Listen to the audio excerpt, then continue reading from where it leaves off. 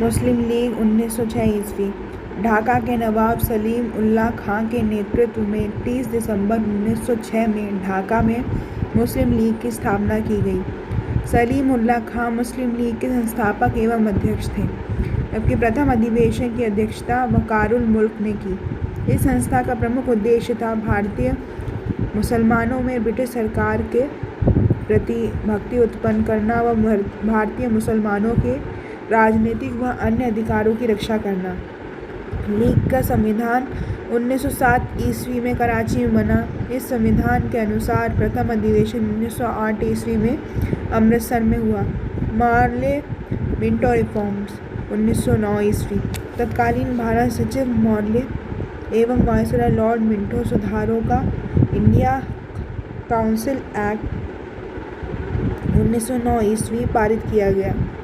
इस एक्ट के अंतर्गत भारतीय प्रांतीय विधानमंडलों के आकार एवं उनकी शक्ति में वृद्धि की गई, परंतु अधिसंख्य के प्रतिनिधियों का चुनाव अप्रत्यक्ष निर्वाचन विधि से होता था। विधानमंडलों को व्यावहारिक रूप से कोई अधिकार नहीं दिया गया। मुसलमानों के लिए पृथक निर्वाचन क्षेत्र एवं मताधिकार की व्यवस्था की गई।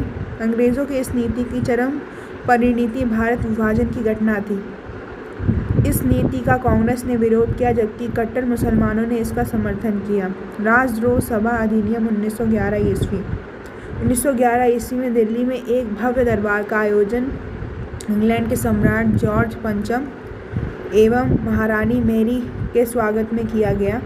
उस समय भारत के वायसराय लॉर्ड हार्डिंग थे। इस दरबार में बंगाल विभाजन रद्द करने की घोषणा की गई। बंगाली भाषियों के लिए एक अलग प्रांत बंगाल तथा बिहार एवं उड़ीसा के क्षेत्र को मिलाकर नवीन प्रांत बिहार बनाने की घोषणा हुई। यद्यपि बिहार पूर्ण रूपेण 1912 ईस्वी में ही अस्तित्व में आया।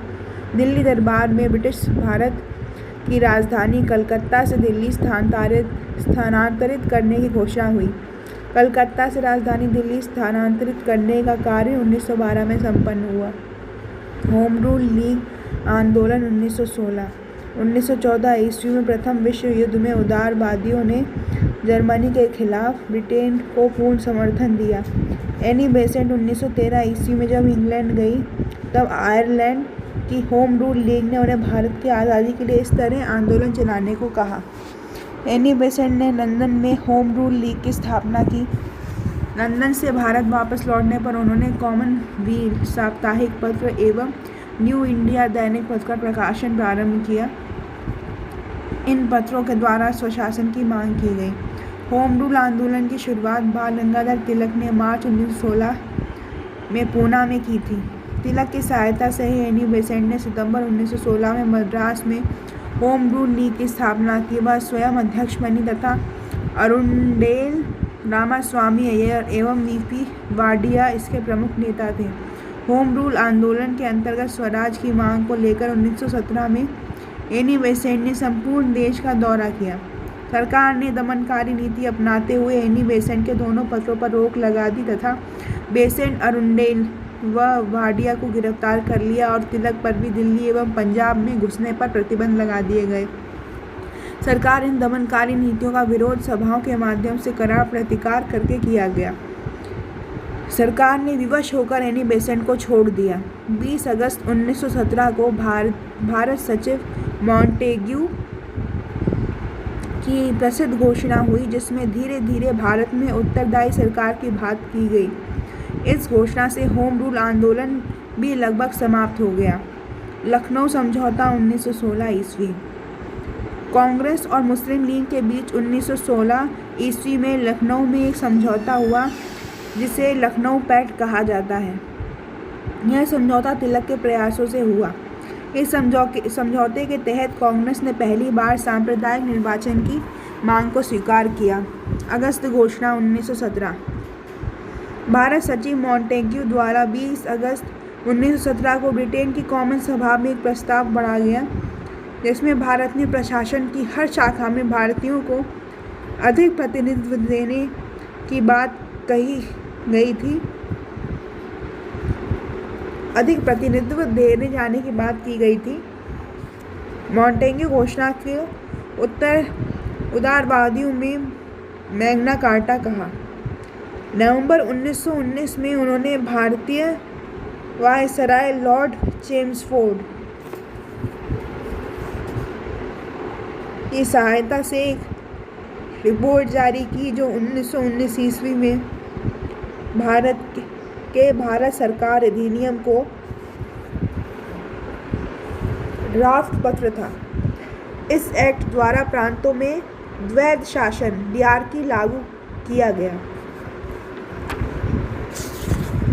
चंपारण सत्याग्रह 1917 ईस्वी। गांधी जी ने अपने विचारों पर आधारित सत्याग्रह का पहला प्रयोग 1917 ईस्वी में बिहार के चंपारण नामक स्थान पर किया। चंपारण में यूरोपीय बगीचों के स्वामी नील की खेती करने वाले किसानों पर अत्याचार करते थे। यूरोपीय मालिक किसानों को नील की खेती करने और उसकी पैदावार को सस्ते दामों पर बेचने के लिए विवश करते थे। किसानों को एक बीघे में 3 कट्ठे में नील की खेती करनी पड़ती थी, जबकि वे अन्न उपजाना चाहते थे। इसे 3 कट्ठिया पद्धति कहा जाता था। चंपारण के किसान नेता राजकुमार शुक्ल के निमंत्रण पर गांधी जी चंपारण गए। इस संपूर्ण प्रकरण में राजेंद्र प्रसाद, मजहरूल हक, जेवी कृपलानी, एन पारिक एवं महादेव देसाई जैसे नेताओं ने उनका साथ दिया। खेड़ा सत्याग्रह 1918 ईस्वी। 1918 ईस्वी में गुजरात के खेड़ा जिले में फसल खराब होने से किसानों की हालत खराब हो गई। मजबूरन यहाँ के किसानों ने भूमि कर देने से इनकार कर दिया। गांधी जी ने यहाँ भी किसानों का समर्थन किया। इस संघर्ष में सरदार वल्लभ भाई पटेल ने भी सक्रियता से भाग लिया। यहाँ भी सरकार को झुकना पड़ा और यह निर्णय हुआ कि सरकार जो भी किसान भूमि कर दे सकते हैं उन्हें भूमि कर देने का आदेश दिया जाए। अहमदाबाद मिल मजदूर समस्या 1918 ईस्वी। 1918 ईस्वी में ही अहमदाबाद के कपड़ा मिल मजदूरों का वेतन वृद्धि के प्रश्न पर वहां के मिल मालिकों से झगड़ा हो गया। गांधी जी ने मजदूरों के वेतन में 35% की वृद्धि को लेकर आमरण अनशन किया। मिल मालिकों ने उनकी मांगें मान ली। इस प्रकार मिल मजदूरों की समस्या हल हो गई। राष्ट्रीय स्वतंत्रता आंदोलन का अंतिम चरण रॉलेट एक्ट 1919 ईस्वी। केंद्रीय विधानमंडल ने सर सिडनी रॉलेट की अनुशंसा पर 19 मार्च 1919 को रॉलेट एक्ट पारित किया, जिसे इतिहास का काला कानून कहा गया। इस विधेयक को आतंकवादी अपराध अधिनियम के नाम से भी जाना जाता है। इस विधेयक के प्रावधानों के अनुसार मजिस्ट्रेटों के पास यह अधिकार था कि वे किसी भी संदेहास्पद स्थिति वाले व्यक्ति को गिरफ्तार करके उस पर मुकदमा चला सकते थे, साथ ही उसे अनिश्चित काल तक जेल में रख सकता था। इस प्रकार अपने इस अधिकार के द्वारा सरकार किसी भी निर्दोष व्यक्ति को दंडित कर सकती थी। इस एक्ट को बिना अपील, बिना वकील तथा बिना दलील का कानून भी कहा गया। 6 अप्रैल 1919 को गांधी जी के नेतृत्व में देशव्यापी हड़ताल की गई। हड़ताल शब्द का संभवतः देश में पहली बार उपयोग किया गया। चारों ओर हिंदू मुसलमान एकता प्रदर्शन हुआ। पंजाब के 2 प्रमुख लोकप्रिय नेता डॉक्टर सत्यपाल एवं डॉक्टर सैफुद्दीन कीचलू को अमृतसर में 10 अप्रैल 1919 को गिरफ्तार कर लिया गया। विरोध स्वरूप जनता ने विशाल प्रदर्शन किया एवं कई यूरोपीय मार दिए गए। जलियांवाला बाग हत्याकांड 13 अप्रैल 1919। 13 अप्रैल 1919 को अमृतसर के जलियांवाला बाग में, जो कि एक बाग न होकर सभा स्थल है, लगभग 20,000 लोग एकत्रित हुए। ये लोग रॉलेट एक्ट एवं लोकप्रिय नेता सत्यपाल एवं कीचलू की गिरफ्तारी का विरोध कर रहे थे। जनरल ओ डायर ने भीड़ को फौज के साथ घेर लिया एवं 3 मिनट के अंदर उसे हटाने के आदेश दिया। निहत्थे लोगों पर गोलियां चली तथा 1000 लोगों की मौत हो गई एवं 3000 लोग घायल हो गए। वायसराय की कार्यकारिणी के भारतीय सदस्य शंकरन ने विरोध स्वरूप त्याग पत्र दे दिया एवं रविन्द्रनाथ टैगोर ने सर की उपाधि लौटा दी। इस घटना की विश्वव्यापी निंदा हुई। सरकार ने विवश होकर इस कांड की जांच के लिए 19 अक्टूबर 1919 को हंटर कमेटी का गठन किया, जिसने सिर्फ इस कांड की लीपापोती की। खिलाफत आंदोलन 1919 से 22 ईस्वी। प्रथम विश्व युद्ध के बाद ब्रिटेन एवं तुर्की के बीच होने वाली सेवर्स संधि से तुर्की के सुल्तान के समस्त अधिकार छीन लिए गए और एक तरह से तुर्की राज्य छिन्न भिन्न हो गया। भारतीय बहुसंख्यक मुसलमानों के एक वर्ग ने मोहम्मद अली एवं शौकत अली, इतिहास में अली बंधुओं के नाम से विख्यात, तथा मौलाना अब्दुल कलाम आज़ाद के नेतृत्व में खिलाफत आंदोलन चलाया। मौलाना आज़ाद एवं मौलाना मोहम्मद अली ने क्रमशः अल हिलाल एवं द कॉमरेड जैसे स्वयं के द्वारा प्रकाशित पत्रों में अपने विचार व्यक्त किए। 19 अक्टूबर 1919 को समूचे देश में खिलाफत दिवस मनाया गया। 23 नवंबर 1919 को दिल्ली में अखिल भारतीय खिलाफत कमेटी का अधिवेशन हुआ। इसमें हिंदू एवं मुसलमानों ने संयुक्त रूप से हिस्सा लिया। महात्मा गांधी ने इस अधिवेशन की अध्यक्षता की। 1920 ईस्वी में मोहम्मद अली एवं शौकत अली ने इंग्लैंड की यात्रा की, परंतु वे लक्ष्य प्राप्ति में पूर्ण रूपेण असफल रहे। 20 जून 1920 को इलाहाबाद में हिंदुओं एवं मुसलमानों की संयुक्त बैठक में असहयोग के अस्त्र को अपनाने का निश्चय किया गया। 1924 ईस्वी में यह आंदोलन उस समय समाप्त हो गया जब मुस्तफ़ा कमाल पाशा के नेतृत्व में बनी सरकार ने खलीफा का पद समाप्त कर दिया। असहयोग आंदोलन 1920 से 22 ईस्वी। रॉलेट एक्ट, जलियांवाला बाग कांड एवं खिलाफत के उत्तर में गांधी जी ने 1 अगस्त 1920 को असहयोग आंदोलन प्रारंभ किया। सितंबर 1920 में कलकत्ता के विशेष अधिवेशन और पुनः 1920 ईस्वी में नागपुर अधिवेशन में कांग्रेस द्वारा इसका समर्थन किया गया। मोहम्मद अली जिन्ना, एनी बेसेंट एवं विपिन चंद्र पाल कांग्रेस के असहयोग आंदोलन से सहमत न थे, अतः उन लोगों ने कांग्रेस छोड़ दी। इस आंदोलन के तहत नवंबर 1921 में प्रिंस ऑफ वेल्स का बहिष्कार किया गया। इस आंदोलन में हिंदू मुस्लिम एकता का जबरदस्त प्रदर्शन देखने को मिला। फरवरी 1922 ईस्वी में महात्मा गांधी ने भारत के तत्कालीन गवर्नर जनरल लॉर्ड रीडिंग को पत्र लिखकर कर न देने की धमकी दी। चौरी चौरा कांड एवं असहयोग की समाप्ति।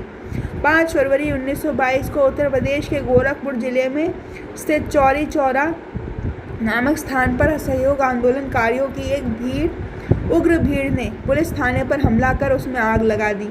उक्त घटना में 1 थानेदार एवं 21 पुलिसकर्मियों की मौत हो गई। आंदोलन हिंसक होते देख महात्मा गांधी ने असहयोग आंदोलन समाप्त करने की घोषणा कर दी। गांधी जी के इस निर्णय से जवाहरलाल नेहरू एवं सुभाष चंद्र बोस समेत कांग्रेस के कई शीर्ष नेतागण सहमत नहीं थे। भारत में ट्रेड यूनियन आंदोलन, trade union movement in India, श्रमिक संघ, ट्रेड यूनियन। 1884 ईस्वी में भारत का पहला श्रमिक संघ अस्तित्व में आया जिसका नाम बम्बई मिल हैंड एसोसिएशन था। इसकी स्थापना M.M. लोखंडे के नेतृत्व में की गई। बम्बई मिल हैंड एसोसिएशन ने मराठी भाषा में दीन बंधु नामक अखबार भी प्रकाशित किया। श्रमिक आंदोलन, ट्रेड यूनियन मूवमेंट। रूस में 1918 की साम्यवादी क्रांति ने भारतीय मजदूर संघों को प्रोत्साहित किया। 1919 ईस्वी में अंतर्राष्ट्रीय स्तर पर अंतर्राष्ट्रीय श्रम संगठन ILO की स्थापना होने से मजदूर वर्ग को और प्रोत्साहन मिला। BP वाडिया ने भारत के पहले आधुनिक श्रमिक संघ मद्रास श्रमिक संघ की स्थापना की। उन्हीं के प्रयासों से 1926 ईस्वी में श्रमिक संघ अधिनियम पारित किया गया। 1920 ईस्वी में all India trade union Congress AITUC की स्थापना के साथ ही उस पर वामपंथियों का प्रभाव बढ़ने लगा। लाला लाजपत राय उसके प्रथम अध्यक्ष थे। 1926 से 27 ईस्वी में AITUC में 2 गुट हो गए, पहला सुधारवादी गुट एवं दूसरा क्रांतिकारी गुट। इसे क्रमशः जेनेवा, एम्स्टर्डम गुट एवं मॉस्को गुट कहा गया। 1929 ईस्वी में अखिल भारतीय ट्रेड यूनियन का विभाजन 2 भागों में हो गया। M.N. जोशी के नेतृत्व में नरमपंथी सदस्यों ने भारतीय ट्रेड यूनियन फेडरेशन की स्थापना की। All India trade union Congress के अध्यक्ष लाला लाजपत राय थे और स्थापना के समय इससे संबद्ध यूनियनों की संख्या 64 थी। प्रमुख श्रमिक संगठन Amalgamated Society of Railway Servants of India and Burma 1897 ईस्वी, कलकत्ता प्रिंटर्स यूनियन 1907 ईस्वी,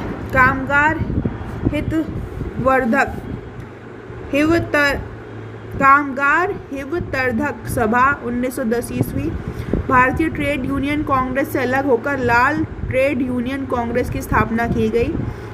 1938 में सुभाष चंद्र बोस के प्रयासों से हिंद मजदूर सेवक संघ की स्थापना हुई।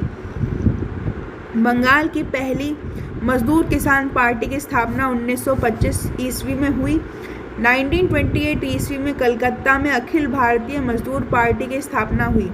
1940 में अतिवादी साम्यवादी नेता M.A. राय ने स्वयं को अखिल भारतीय ट्रेड यूनियन से अलग करके इंडियन फेडरेशन ऑफ लेबर की स्थापना की।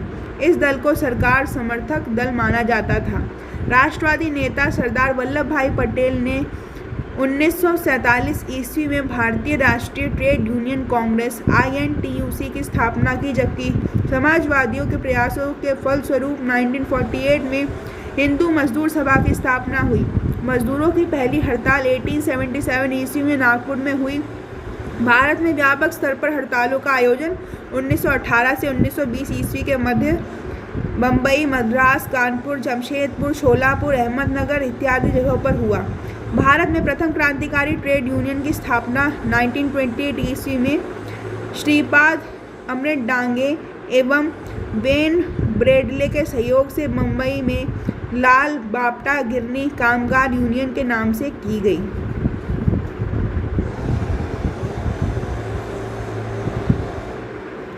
किसान आंदोलन। किसान सरकार, जमींदार एवं महाजन के तिहरे बोझ तले कुचले जा रहे थे, अतः अंग्रेजी शासन के प्रारंभिक वर्षों से ही किसान आंदोलन आरंभ हो गए थे। सन्यासी विद्रोह 1763 से 1800 ईस्वी, 1857 ईस्वी का विद्रोह, नील विद्रोह 1859 से 60 ईस्वी, कूका आंदोलन 1871 से 72 ईस्वी, पवना विद्रोह 1875 ईस्वी एवं दक्षिण के दंगों के मुख्य शक्ति किसान ही थे। गांधी जी के असहयोग आंदोलन एवं चंपारण सत्याग्रह में भी किसानों की महत्वपूर्ण भूमिका थी। 1920 ईस्वी से प्रारंभ होने वाले दशक में बंगाल, बिहार, पंजाब एवं उत्तर प्रदेश में किसान सभाओं का गठन किया गया। बंगाल में अब्दुल रहीम एवं फजलुल हक के नेतृत्व में कृषक प्रजा पार्टी का गठन हुआ। 1930 ईस्वी में बिहार में स्वामी सहजानंद के नेतृत्व में बिहार किसान सभा का गठन किया गया। बिहार में कांग्रेस सरकार द्वारा जमींदारी प्रथा समाप्त न करने के विरोध में स्वामी सहजानंद ने 1945 में बिहार किसान सभा का गठन किया। 1936 में बिहार में बकाशत भूमि के खिलाफ आंदोलन हुआ। बकाशत भूमि वह भूमि होती है जिसे मंदी की स्थिति में लगान न दे पाने के कारण किसानों ने जमींदारी को दे दिया था। 11 अप्रैल 1936 को लखनऊ में अखिल भारतीय किसान सभा का गठन किया गया, जिसके अध्यक्ष स्वामी सहजानंद थे। 1937 ईस्वी में प्रांतों में कांग्रेस की सरकारें बनी। बिहार विधानसभा के सामने 23,000 किसानों ने जमींदारी शोषण एवं ब्रिटिश हुकूमत के खिलाफ विशाल प्रदर्शन किया। अक्टूबर 1920 में अवध किसान सभा का गठन हुआ, जिसके प्रयासों से जनवरी-मार्च 1932 में रायबरेली, फैजाबाद, प्रतापगढ़ एवं सुल्तानपुर में जबरदस्त किसान आंदोलन हुए। 1928 में आंध्र प्रदेश के NG रंगा के नेतृत्व में रैयत संघ की स्थापना हुई। इस संगठन ने जमींदारों को ज्यादतियों को सरकार के समक्ष प्रस्तुत करने का प्रयत्न किया।